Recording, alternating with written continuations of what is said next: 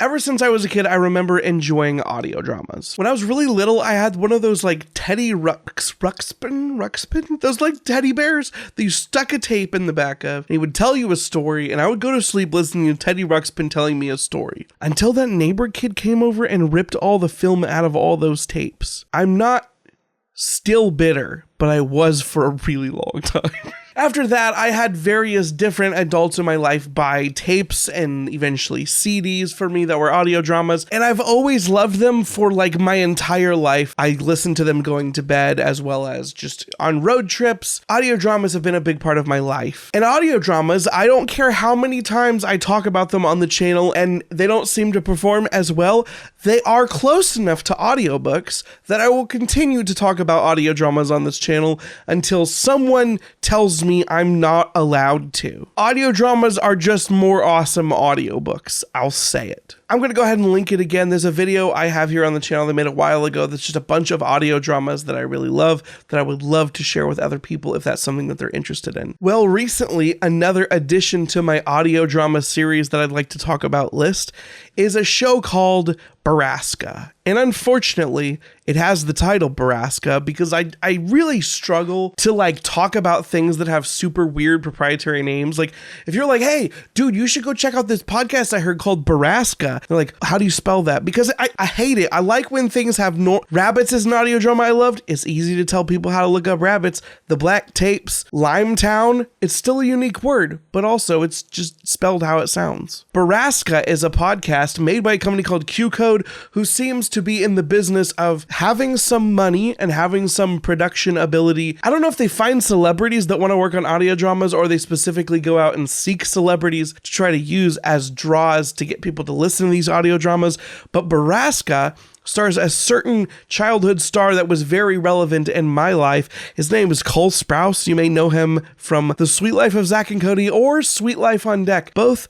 excellent shows as far as my past self can remember. Cole Sprouse stars in Borrasca, which is a podcast that takes place over a period of time, but it's also a flashback. You see the character at the beginning of Borrasca has some crap that went down in his life, and he is telling the story of what happened in order. And it actually spans a decent amount of time, which I was not expecting, but it's handled really well. This audio drama is fairly high concept, and for the most part, it executes on a lot of what it tries really well. Something I will mention about this podcast, though, because if I had known this going in, I think I could have set some expectations at a more reasonable level, which is that Borrasca, if you are not already familiar with this term, comes from the idea of an internet creepypasta. I've had to explain the term creepypasta so many times. I don't know why we still continue to use the term creepypasta.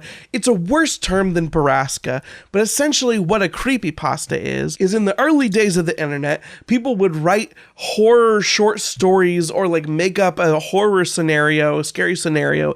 They'd share it around by copy pasting it in a lot of places. Copy pasting got translated into the internet slang copypasta, but because it was a horror short story, it got turned into creepypasta. Essentially what I'm saying is, if you're familiar with any of the types of stories that get written on the subreddit No Sleep, or if you've ever seen a creepypasta website with a bunch of these horror short stories, Borrasca is an adaptation of one of those early internet creepypastas, similar to that sci-fi channel concept where they tried to make a series of shows called Channel Zero, and each season was an anthology of a different creepypasta. I have a lot of weird things to say about that show, that's for another time. I didn't realize that Borrasca was based on one of those horror short stories from the internet.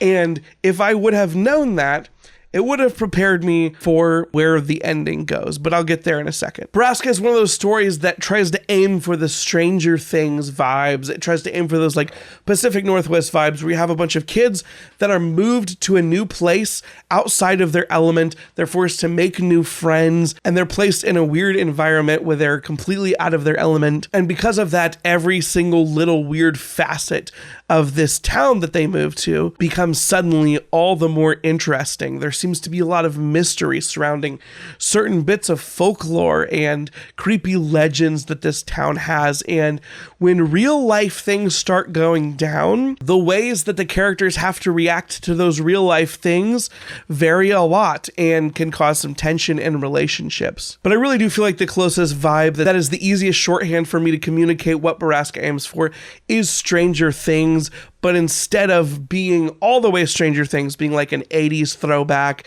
being like a D&D nod, it's maybe a little bit closer to Super 8. Well, I guess Super 8 still aims for that nostalgia too. This isn't aiming for crazy nostalgia, it's like recent times. And so it focuses mainly on the relationship between the protagonist and the people around him, his family, his new best friends, and these legends and mysteries surrounding elements of the town that they now live in. But like I said earlier, being told this story from this other timeline, the future timeline where crap has gone down and you want to know how you get from point A, where everything seems pretty normal, to point B, where everything is not okay. And I think that that is handled excellently over the 8 or 9 episodes. One of them is a 2-parter. It depends on how you want to classify it.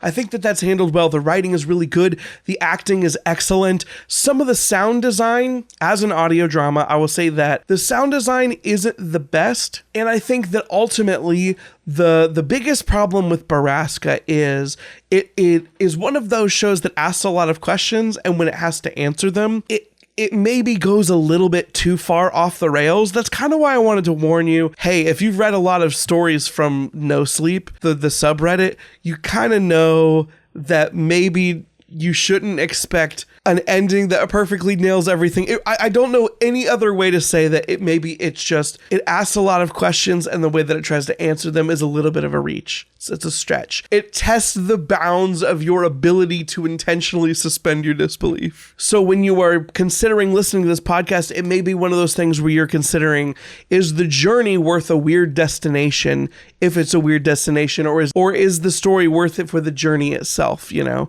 I try to get that Stormlight reference into literally every single video if I can. I don't know if you guys noticed. But really, with a lot of the weird stories that I like, it becomes relevant because it's like, okay, the story is really enjoyable.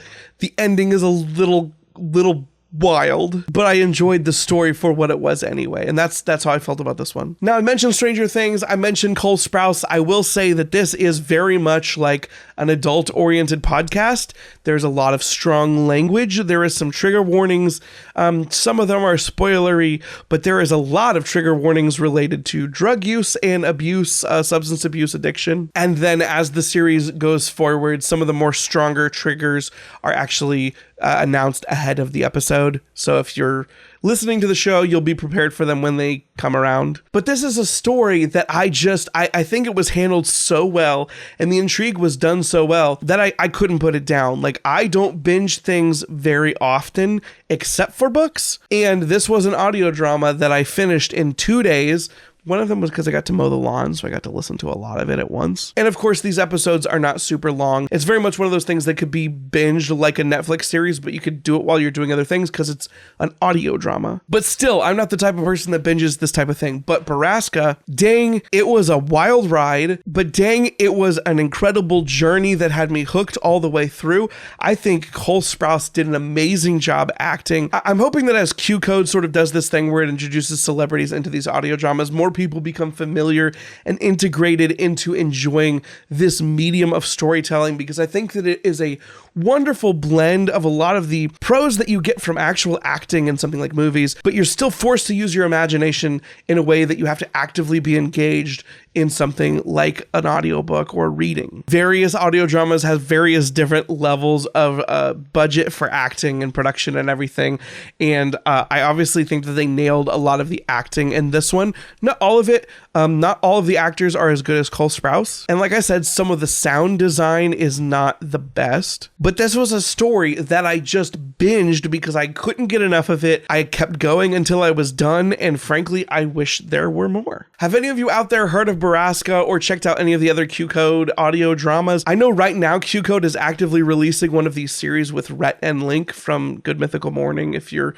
familiar with that giant YouTube massive thing. They have a show called Ronstadt that's being released that I haven't checked out myself yet, but have you listened to Borrasca? Are you a fan of audio dramas? One of the last times I talked about audio dramas, a bunch of people recommended, I think, the Left-Right Game, which is another one of these Q-Code podcasts. I have it in my podcast feed. I just haven't checked it out yet. But yeah, if you've listened to Borrasca, please let me know your thoughts down below. I'm willing to discuss it there. Or if you want to go check out my Discord, which is linked down below, you can talk about Borrasca over there. I'm always willing to take audio drama recommendations. Feel free to throw those out there. Does this sound like something that would be interesting to you? Are you interested at least for just the Cole Sprouse factor? I know that people my age, you just want to know what your Disney friends are doing. They were a big part of our childhood. I've said this a lot of times. I'll say it again. I mentioned the audio drama Rabbits earlier. You could always go check that one out too. I hope I've been able to pique your curiosity just a little bit. Please, again, if you go listen to the show, let me know in the comments down below. If you like this video, please give it a thumbs up, and I will make sure that when I listen to other audio dramas that are awesome, I can talk about them here on the channel. If you'd like to see more videos from me about this topic or books that I'm reading, please subscribe if you haven't already, and if you hit the bell, you can be notified whenever I post new videos. If you'd like to support this channel financially and be involved in the awesome buddy reads and Jackbox game nights and